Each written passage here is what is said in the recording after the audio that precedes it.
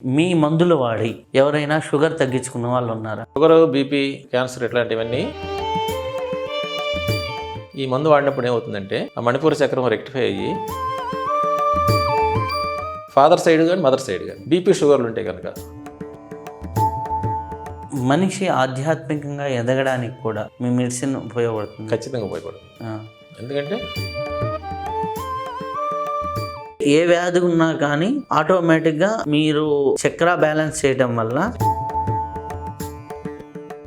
disease మన బాడీలోంచి బయటికి పోవడానికి